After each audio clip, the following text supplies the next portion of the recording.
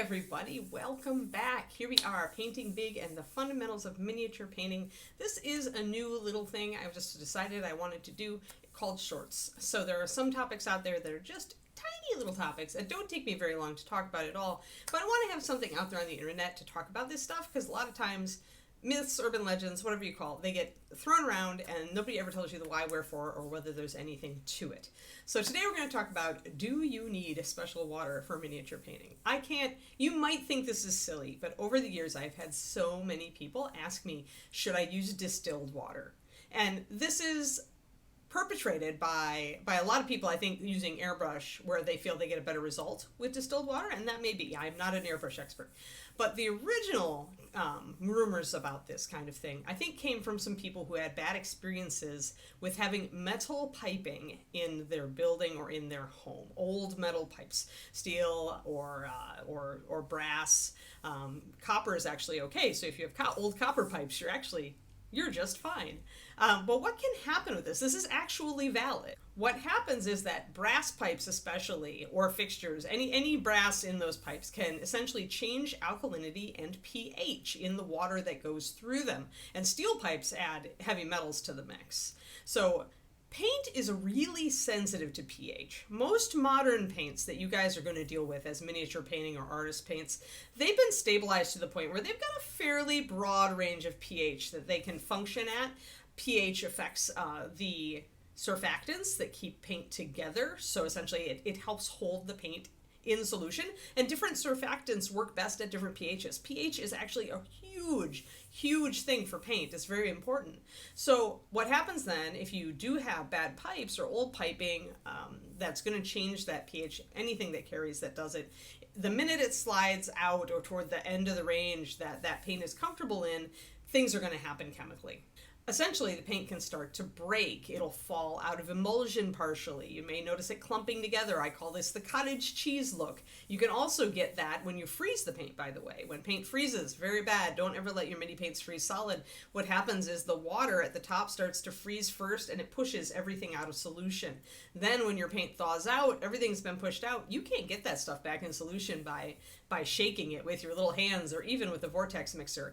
That paint was originally put into emulsion by a huge high velocity mixer to get it to where it's at. So frozen paint is irretrievable. Same thing here. If your paint gets contaminated for some reason, say you added water to your bottle of paint that was getting really thick and that water was contaminated, it had a pH that was wonky either way toward acid or base, or there was something else that was going to affect that paint chemically, it's not going to go back into solution. It's dead, essentially. It's dead, Jim. Have a funeral for it.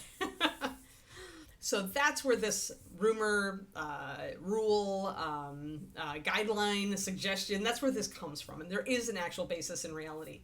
Now, a lot of us here in America, at least, aren't going to have those old metal pipes to worry about. I did know a guy on Manhattan who lived in a very old apartment building, and he did have to worry. He had found that when he thinned his paint past a certain point, he started to get adverse effects. So he started using distilled, and I'm sure that, that was around the time I started hearing a lot of people talking about using like distilled water.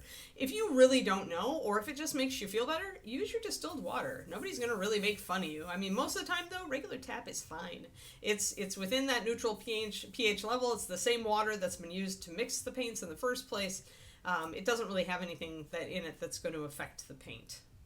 So, as always, with any piece of advice that I or anybody else gives you, question it, ask if it's true for you. If you want to use your distilled water, use it.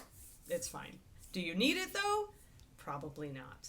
Before we close this video, I want to just say a word also. There's another water thing out there. So this one is about whether you should use a separate water jar when rinsing your brushes for metallic paints. So a lot of people advocate that you should keep when you're working with metallics, you should keep 2 water jars, and you should rinse out your metallics in one and use the other for regular paints. I'm going to be really straight with you guys. 30 years painting, 20 years painting professionally. I've used metallics a lot. I've never had a problem. But I am also really anal about changing out my paint water. Like the minute it starts to get really foggy, I'm changing it. So I don't let a lot of flake build up in my water when I'm using metallics with regular paints. I can remember one time in all of these years where I ever saw a speckle of flake in my regular paint as a result of my paint water having some flake floating around in it. And that's it. Like, and I just painted over it. So, and it disappeared. So I have never had a problem with it. If you don't clean your water jar a lot, if you tend to just let it go for days, if you've built up a lot of flake in there, yes, then absolutely you could notice sparkles appearing on other parts of your miniature. But if you rinse your water decently and you're conscious of the fact that this can happen, you don't really need two separate jars for paint water, in my opinion. All right, always again, all my opinion, take it with a grain of salt, and if you want to use 2 water cups, use them. I'm not going to come hunt you down. All right, everybody. Thanks so much. Remember, I do have a Patreon, patreon.com/paintingbig. So you can go and take a look at it. We've got some free content. If you like these videos, they go up on there first, and all my patrons get to watch them early, and then they come on over here once I have my next video ready. Thank you all for tuning in. I'm really happy with the reception these videos are getting, and you can expect more very soon. A new series, Fundamentals in Practice. All right? So let's look forward to that, and I'll see you guys again. Thanks. This is Anne signing off.